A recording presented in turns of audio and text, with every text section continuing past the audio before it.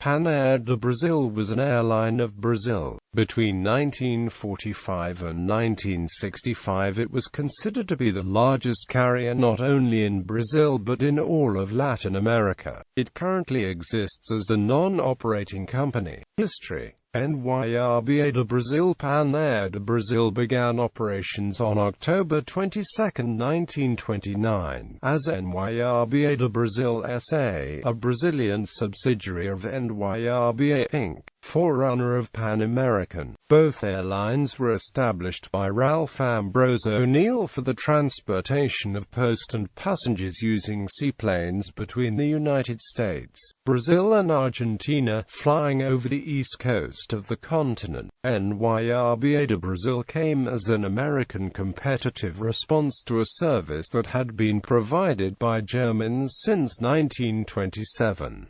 Starting that year, Condor Syndicate and later its successor Deutsche Lufthansa explored the Brazilian market by establishing the subsidiary Sindicato Condor, and the Brazilian airline Varig. Initially, O'Neill tried to purchase ETA Empresa de Transporte Aéreo, a Brazilian airline which claimed to have exclusive concessions to fly within Brazil. The legality of the sale and purchase contract was questioned and the operation was aborted. O'Neill decided then to create his own Brazilian subsidiary, which would operate in partnership with NYRBA. At the time, if a foreign airline wanted to operate in Brazilian territory, it was required to create a subsidiary. This allowed a fair competition between national and foreign carriers.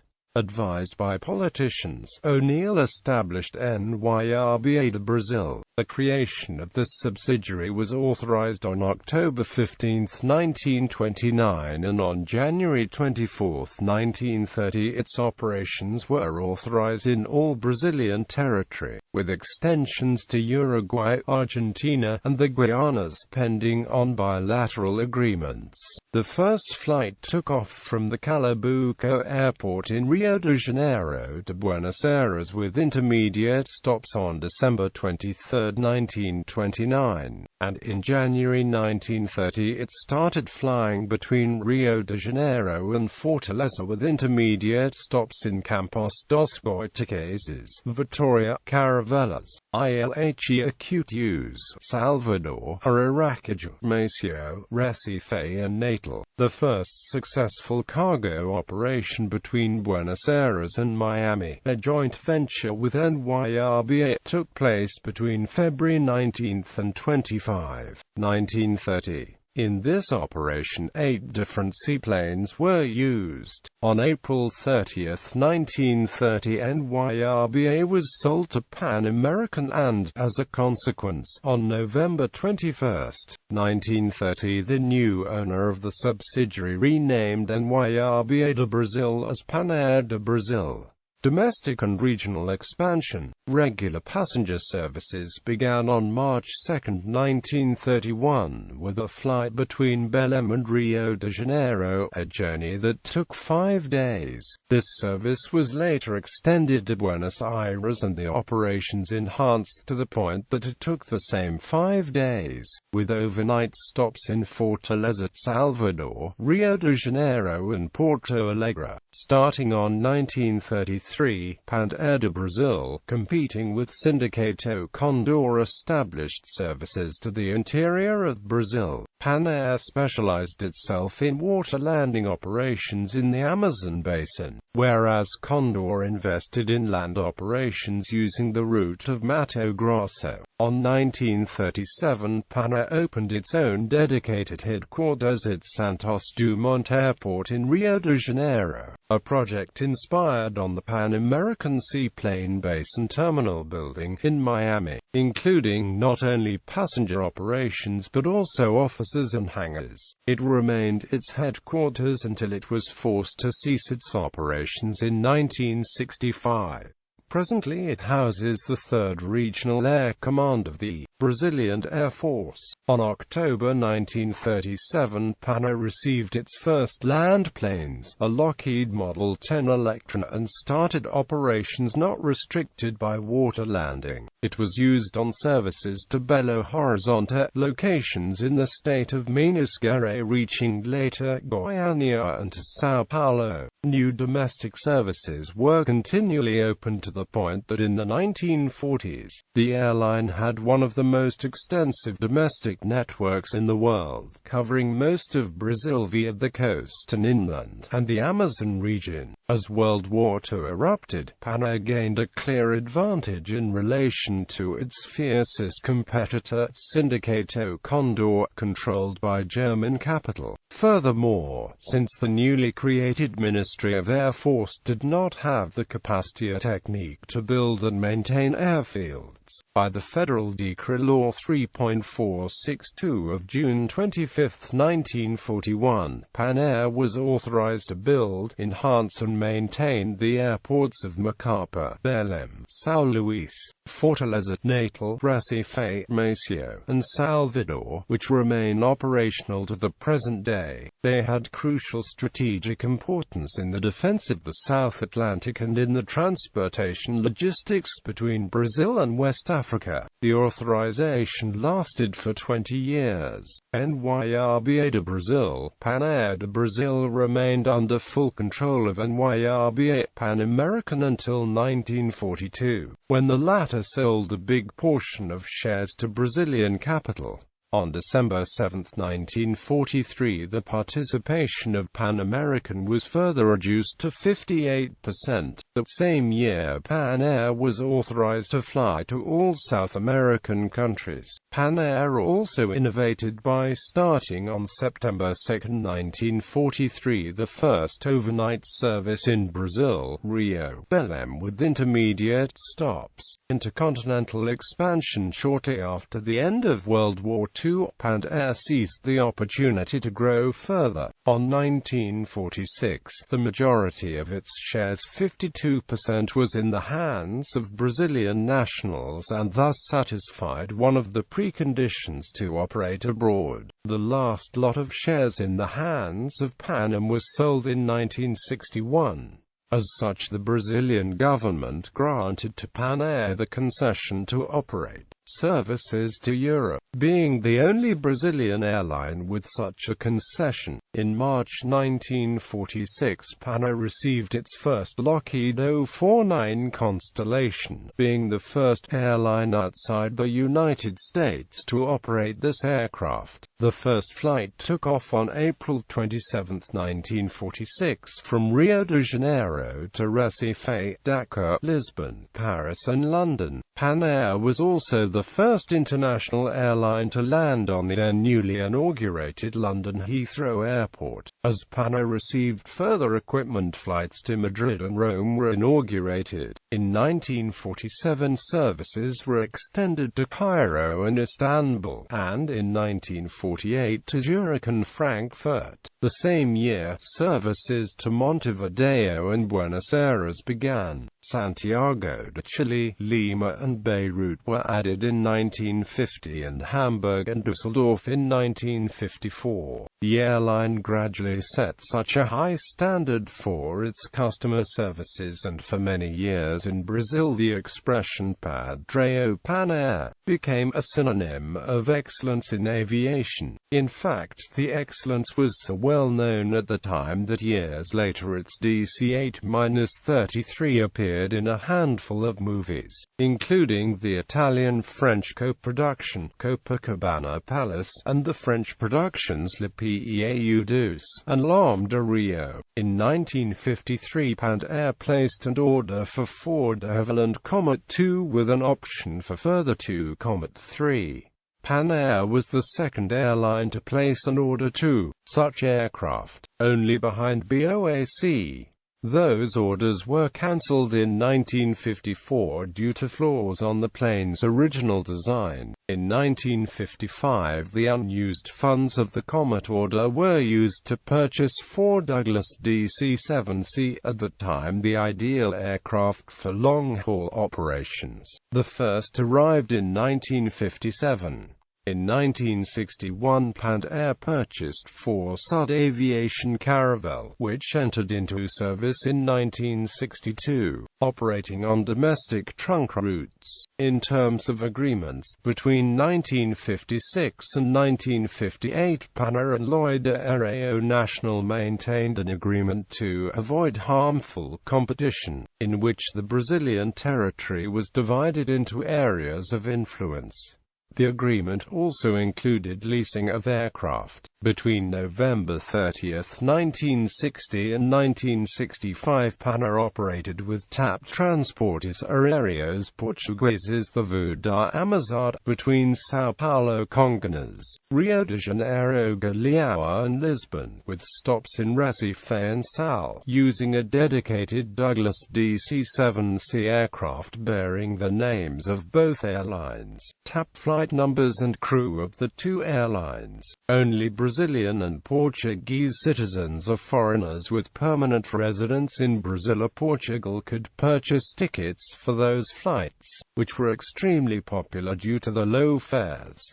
In 1961, Panair started operating the Douglas DC-8-33 to Europe. However, in spite of its excellent service, Panair faced increasing competition from other foreign state-run airlines. Addressing the situation, Panair formed an operational pool with Aerolíneas Argentinas, Alitalia, and Lufthansa. In 1962, Panair incorporated Sudshe 210 Caravelle 6R jet aircraft for its main domestic and South American routes. Shutdown. Panair de Brazil was forced to cease operations abruptly on February 10, 1965, when the Brazilian military government, which seized power the year before, suspended its operational certification and allotted its international route concessions to Varig and domestic to Cruzeiro de Sal. In fact, that very night, the Douglas DC-8-33 scheduled to operate flight PB-22, departing at 10:30 p.m. from Rio de Janeiro Galeão to Recife, Lisbon, Paris, Orly and Frankfurt, was immediately replaced by a Varig Boeing 707.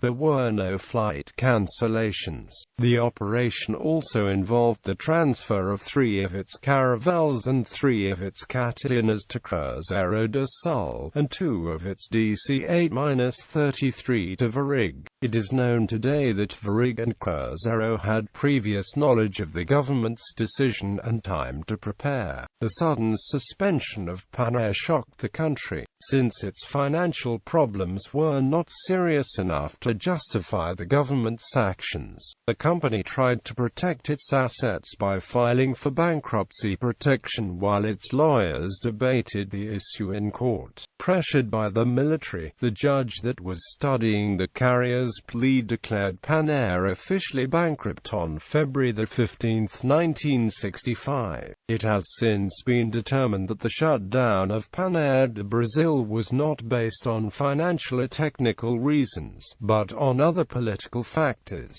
such as the military government persecution to the company's shareholders, businessmen Celso da Rocha Miranda and Mario Wallace Simonson. Beyond the forced bankruptcy, the controversial decision to liquidate Panair suddenly triggered a lengthy legal battle. On December 14, 1984, the Brazilian Federal Supreme Court acknowledged that the airline had operated within regular technical and financial parameters when it was shut down and the federal government was sentenced to pay reparations to its former owners and, or heirs. The forced bankruptcy was suspended on May 5, 1995, and now Panair seeks indemnizations from the Ministry of Justice. On August 27, 2009, with a 44-year delay, the Air Command of the Brazilian Ministry of Defense revoked Panair's route and schedule concessions, which are mandatory for airline operations. Former employees of Panair de Brazil, the families and friends attend an annual reunion on the week of October 22,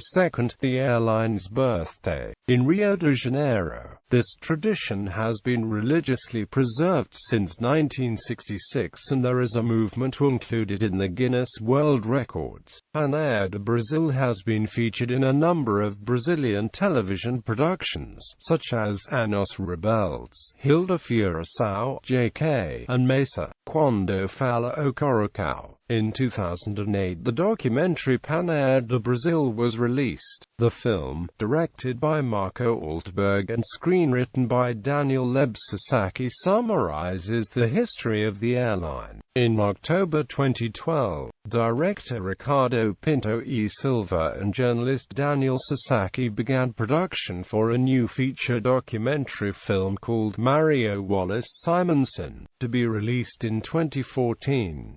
The pair interviewed former Panair employees during the 2012 reunion. In March 23, 2013, the Brazilian National Truth Commission, established in 2012 by the Brazilian government to investigate acts of human rights violations between 1946 and 1988, held a public event in Rio de Janeiro to address the circumstances behind the shutdown of Panair de Brazil. The group has recently had access to unpublished documentation which would prove that the company's owners were victims of the country's military regime. Destinations: fleet accidents and incidents. Accidents: the 18th of August 1941, a Lockheed Model 18 Lodestar registration PPPBD en route from Curitiba Bacaxeria to São Paulo Congonhas crashed on the Cantareiro mountain range near São Paulo. 8 out of 13 passengers and crew aboard died. The 28th of September 1942, a Lockheed Model 18 Lodestar registration PPPBG en route from Rio de Janeiro Santos Dumont to São Paulo Congonhas crashed on the location of Pedra Branca, near Santo André. All 15 passengers and crew died. The 31st of August 1944, a Lockheed Model 18 Lodestar registration PPPBI crashed while on night approach to Congonhas São Paulo Airport under heavy fog. All 16 occupants died. The 21st of September 1944, a Lockheed Model 18 Lodestar registration PPPBH crashed shortly after takeoff from Salvador da Bahia. All 18 occupants died. The 27th of September 1946, a Douglas DC-3 228D registration PPPCH flying from Belo Horizonte Pampulha to Rio de Janeiro Santos Dumont crashed into a mountain near the location of Alto Rio Doce near Barbacena, probably due to bad weather. All 25 passengers and crew died. The 3rd of January 1947, US Sikorsky S-43B Baby Clipper registration PPPBN crashed in São Paulo de Olivenca. 11 out of 14 occupants died. The 28th of July 1950, a Lockheed LO-49 Constellation registration PPPCG operating Flight 99 from Rio de Janeiro Galeão to Porto Alegre Canoas Air Force Base struck power lines and crashed on a hill after an aborted landing and while holding in bad weather near São Leopoldo. All 50 passengers and crew crew died. The 28th of February 1952, a Douglas DC-3A393 registration PPPCN flying from Rio de Janeiro Santos Dumont to Goiânia via Uberlândia. A wing struck a tree during operations to land at Uberlândia. 8 out of the 31 occupants died. The 17th of June 1953, a Lockheed LO-49 Constellation registration PPPDA operating Flight 263 from London to Buenos Aires with multiple stops, crashed on final approach to São Paulo Congonhas. Apparently causes are related to night operations with little visibility. All 17 passengers and crew died. The 16th of June 1955, a Lockheed LO-49 149 Constellation registration PPPDJ operating Flight 263 from Rio de Janeiro Galeão to Buenos Aires Easy via São Paulo Congonhas and Asunción hit a 12 meters tree while on final approach to land at Asunción. Part of the wing broke off, the aircraft crashed and caught fire. 16 out of 24 passengers and crew aboard died. The 18th of April 1956, a consolidated PBY-5A-6A Catalina registration PPPDB flying from Belém to Parintins broke in two after striking a submerged object, or debris on landing procedures. 3 out of the 12 passengers and crew aboard died. The 1st of November 1961, a Douglas DC-7C registration PPPDO en route from Lisbon to Rio de Janeiro Galeão via Sal and Recife. During its final approach at Recife, struck a 84 meters hill 7 kilometers away from the runway and broke up. The aircraft was doing a night approach too low and outside the regular traffic pattern. 45 passengers and crew out of the 88 persons aboard died. The aircraft was operating the Voo da Amizade. The 20th of August 1962, a Douglas DC-8-33 registration PPPDT taking off from Rio de Janeiro Galeão to Lisbon overran the runway into the ocean during an aborted operation. 14 out of 120 passengers and crew aboard died. The 14th of December 1962, a Lockheed LO-49 Constellation registration PPPDE en route from Belém Valdecans to Manaus Ponte Pelada crashed in the jungle. During a night approach, due to unknown causes, approximately 45 kilometers from Manaus at the location of Parana da Iva. All 50 passengers and crew died. Incidents: the 25th of September 1932, US Sikorsky S-38 registration PBD-80 still bearing the titles of Naiba de Brazil was seized in the company's hangar by 3 men, who took a fourth as one hostage. None were aviators, but they managed to take off. However, the aircraft crashed in São João de Meriti, killing the 4 men. Apparently the hijack was related to the events of the Constitutionalist Revolution in São Paulo, and it is considered to be the first hijack that took place in Brazil. The 2nd of December 1959, a Lockheed LO-49 149 Constellation registration PPPCR operating the Flight 246 en route from Rio de Janeiro Santos Dumont to Belém Valdecans, with 44 passengers and crew aboard, was seized and hijacked by officers of the Brazilian Air Force and made to land at Aragacas, Goiás. Their intention was to use the aircraft in a bombing of government buildings in Rio de Janeiro, starting thus a revolt against President Juscelino Kubitschek de Oliveira. The revolt faded after 36 hours and the aircraft was commanded to fly to Buenos Aires, where the hijackers requested asylum. There were no victims. Bibliography. Abreu, Theophilo E. Naze SAS da Panair. Banning an Airlines of Pan American since 1927. Parla DWR, ISBN 1888962178, Davies, R.E.G.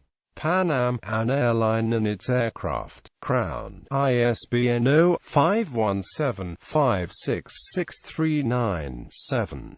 Instituto Histórico-Cultural da Aeronáutica, História Geral da Aeronáutica Brasileira, de 1921 as Vésperas da Criação do Ministério da Aeronáutica. 2. Belo Horizonte and Rio de Janeiro, Itajaí Instituto Histórico-Cultural da Aeronáutica, pp. 231-236. Instituto Histórico-Cultural da Aeronáutica, História Geral da Aeronáutica Brasileira, da Criação do Ministério da Aeronáutica ao final da Segunda Guerra Mundial. 3. Belo Horizonte and Rio de Janeiro, Vila Rica Editoras Reunidas, pp. 296-300. Instituto Histórico-Cultural da Aeronáutica, História Geral da Aeronáutica Brasileira, de janeiro de 1946 a janeiro de 1956 após o término da Segunda Guerra Mundial ate acuta posse de Dr. Juscelino Kubitschek como Presidente da República. 4. Rio de Janeiro, GR3 Comunicação and AMP Design. p. 346. Medeiros Joe Dutra, A História da Panair de Brasil, 50 anos, Editora Técnica da Aviação, O'Neill, Ralph, A Dream of Eagles, San Francisco Book Company, Houghton Mifflin Company. ISBN 0-913374024. Palhano Barbosa, nas SAS da História Lembranças da Panair de Brasil. Rio de Janeiro, AGIR, ISBN 8522004676.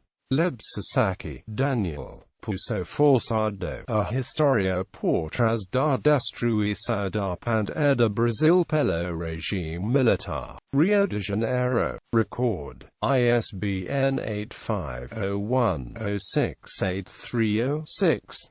Weg, John. Caravel. The Complete Story. Parla DWR.